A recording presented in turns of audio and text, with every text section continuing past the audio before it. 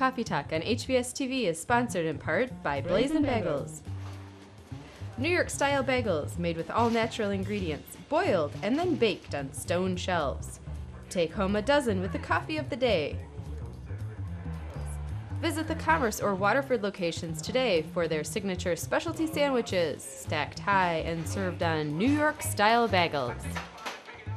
Thanks to Matt, Stu, and the crew at Blazin' Bagels for their support.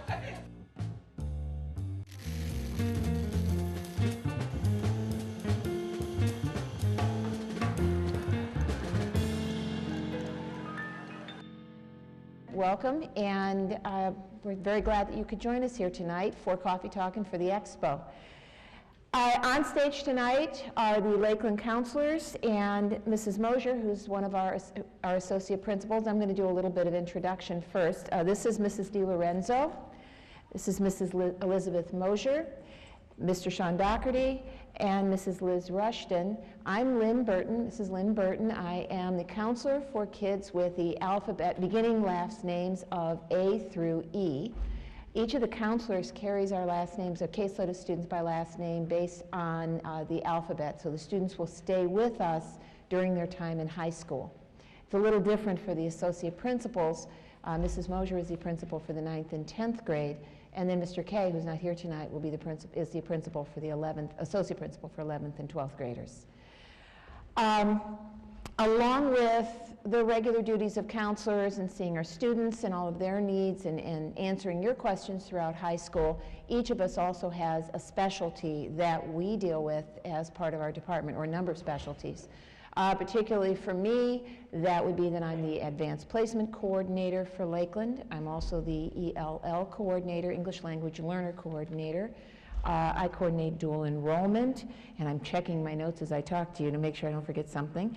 And I am also, for our department, the liaison to the special ed department, among other duties. And again, these are things that each of us handle, but if you do have questions and you want to talk to your own child's counselor about a specific thing, we can work together in order to answer your questions at any time. And Mrs. DiLorenzo is up next. Thank you, Mrs. Burton. And just to talk a little bit about me, I'm the counselor for students with last names F through K. And one of my job duties is the OSTC liaison. That's something that your child may want to look into their 11th and 12th grade year. I oversee the application process, the scheduling process, and communication between the OSTC campus and Lakeland.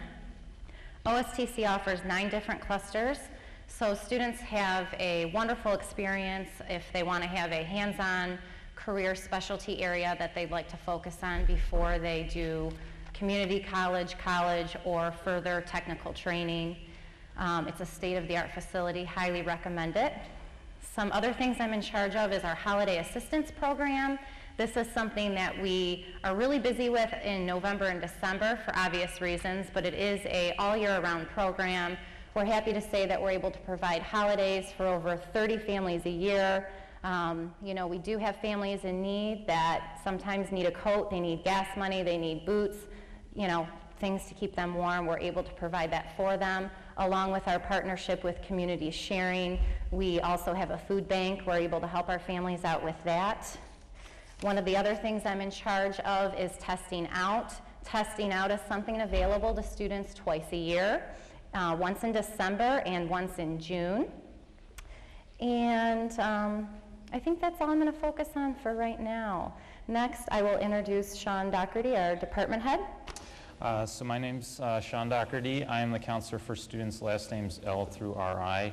And some of the things that I specialize in our counseling department, I'm the department head for our counseling department.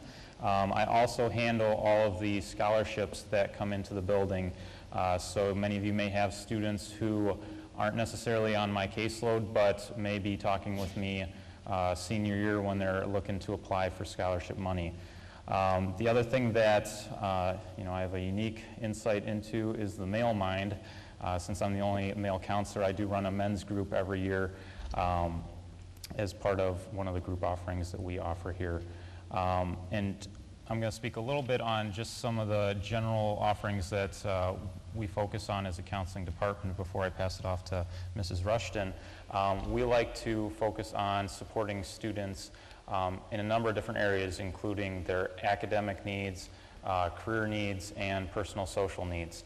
And we do that in a number of ways. It may look like us checking up on their grades or helping them to set goals for themselves for their academic classes. We also help them explore career and college options throughout high school, and that is a long process. So even as 8th grade students and 8th grade parents right now, we're going to start talking. We already met with your students at the middle schools and started talking about thinking about a 4-year plan for high school and beyond high school. And then we also assist students with personal social concerns. So if they're having an issue with another student in the building, or things are rough at home and that's affecting their schoolwork, we do address those needs as well in a number of ways. And our overall goal is just to help your students be successful. And now I'm going to introduce Liz Rushton. I am going to talk to you this evening about the differences that you will find between middle school and high school. And I am perfectly positioned to do that because this year I came to high school after being at the middle school for 17 years. So I have a good idea of what those differences are in real time and on a personal level. In addition to that, though, I thought I better make sure that I have the total perspective. So I talked with a couple of 9th grade students today to make sure that I was giving you a complete picture of what you can expect to see that is different in high school than from middle school. So I will start with the social aspect of high school. Obviously, much bigger pond.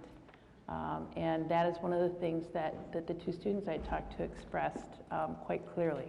Much bigger, both physically and demographically. They have a lot more students with whom to interact and to meet as new friends. And it's also just a much bigger building. So I would say to students, and I would say to parents as you talk with your student, remind them that when they started middle school, that building also seemed big and it seemed overwhelming and that they would never find their way to classes. And I can tell you that I did spend a few weeks having difficulty navigating the building. And in fact, up until probably just about Christmas time was when I began to come out of the basement and know where I was. But I've got it now. So you can work it and have confidence. And the kids that I talked to today said, you know, it's not that hard because you're here every day. You'll get used to it and you'll figure it out. And the teachers are very understanding and very accommodating. And we have 6 minutes to get from one place to the other. So it's really quite doable. So because it is so big, though, you want to make sure that you have a way to fit in and be part of the school, right? So I'm going to say, when you are filling out your schedule with your student, put an imaginary line on there that asks the question, what are you going to get involved in? I made it a policy in my house, you have to pick something when my kids were in high school. Pick something to be involved in. There are clubs, there is drama, there are sports, there is student government. There are various ways to be involved. The important thing is to get involved. And one of the students I talked to today reiterated that. He said, he worked on the tennis team, and he said the coaches are great and they give you a lot of good ideas about how to be successful, and it's that one other face in the building that you will know as a student.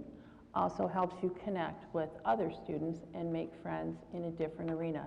So getting involved is a really key piece to being successful in school and engaging in the whole school experience.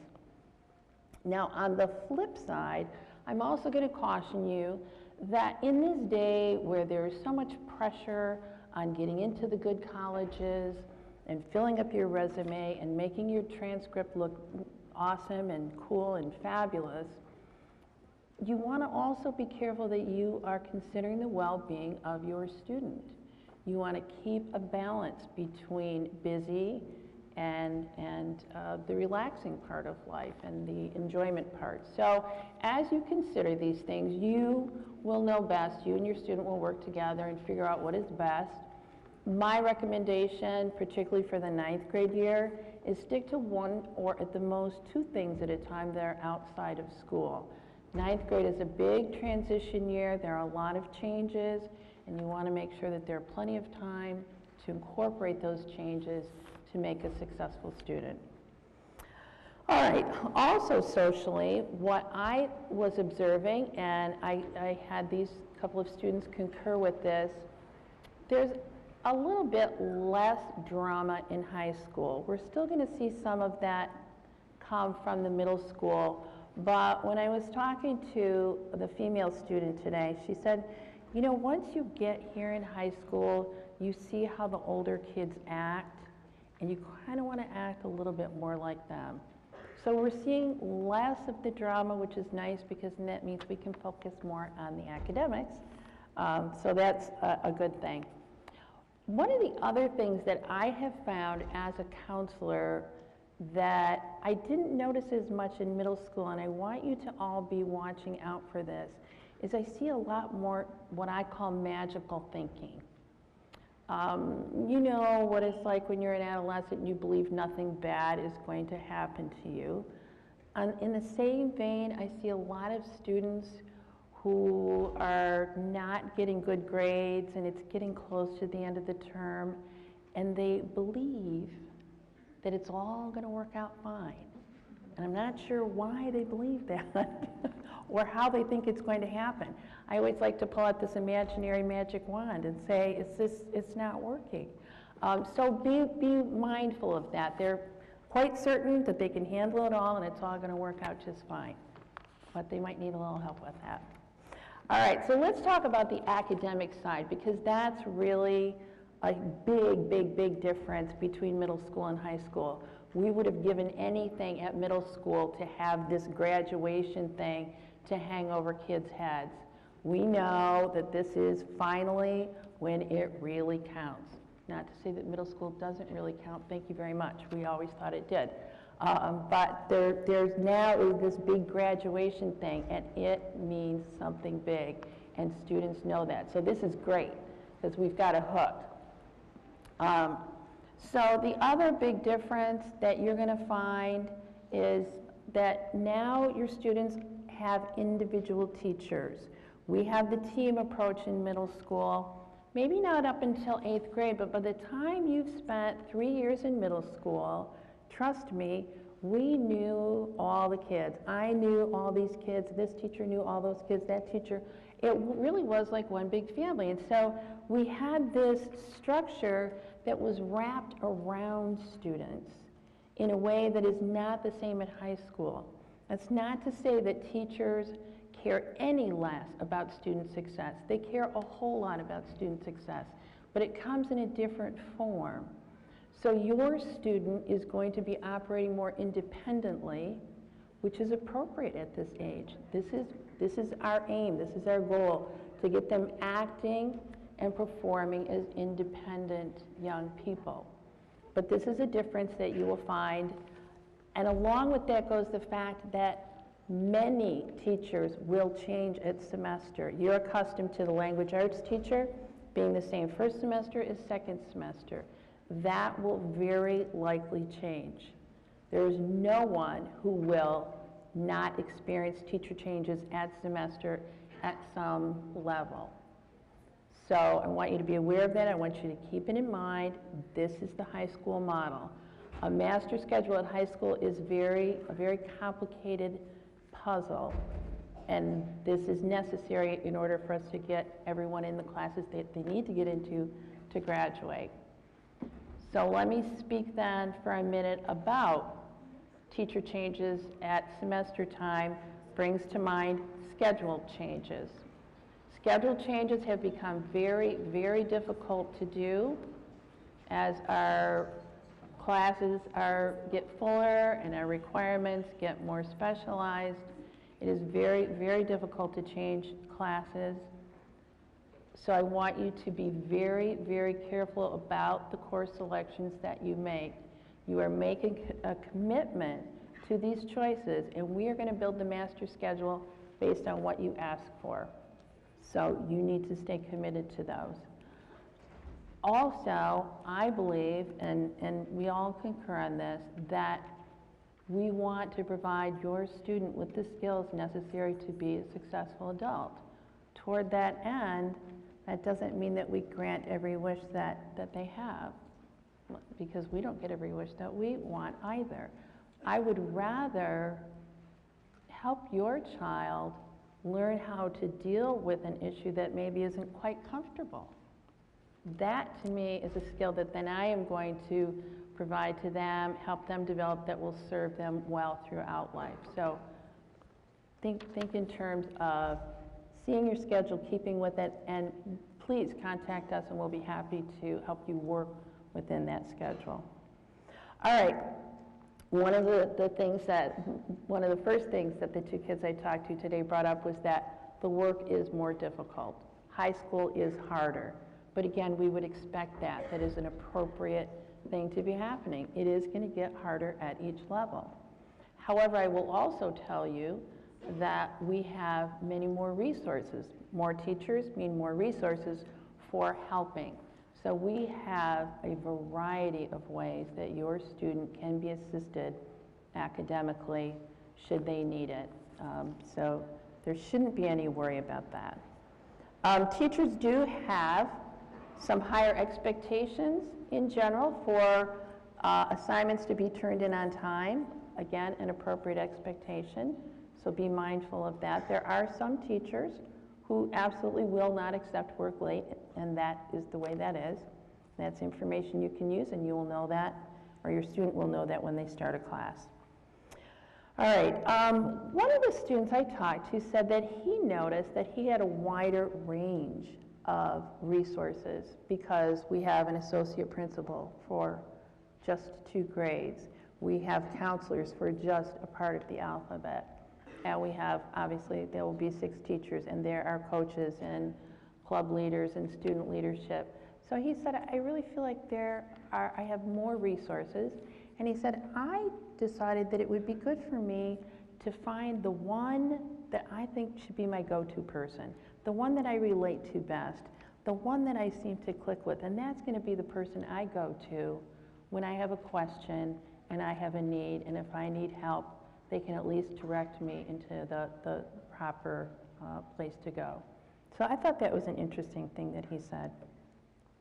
Okay, so the last thing I want to finish with is your job as parents, because I think one of the biggest problems that we're finding today is the inability or the desire to stay super involved. Involved is great, but like I said, we want to work towards making kids independent. So if you will, think of yourselves in terms of growing yourselves into a support system that allows your child to move forward independently.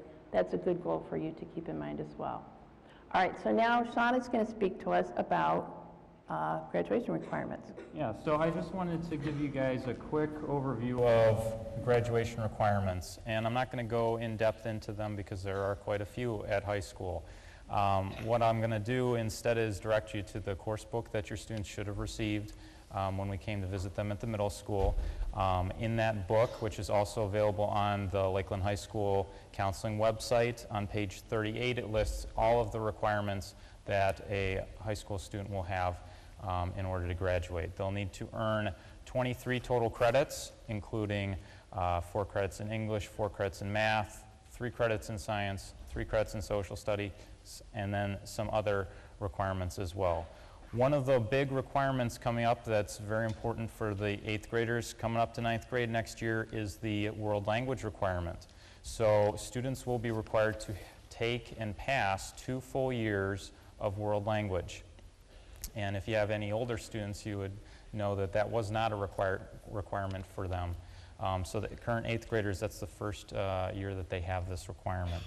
Now that being said, just because it's a requirement and you know it's there and exists for high school does not mean that your student needs to take the world language in their 9th grade year. For many of our students, It's more appropriate for them, especially if they, say, struggle in other academic areas, that you maybe wait and put off the world language until maybe sophomore year or junior year. So we just want you to be aware of what the graduation requirements are. We will be speaking to students about the graduation requirements every year of high school when we talk about requesting classes for the following year, and we just want you parents to be aware of those as well. And now I'm going to pass it off to Mrs. Burton, who is talking about study skills and study habits. What we've noticed over the years are that frequently students that have never had to study in middle school because things came fairly easy hit a few speed bumps, and other students also who may have had good study habits but then they're moving into a bigger environment also hit those speed bumps when they're coming into high school.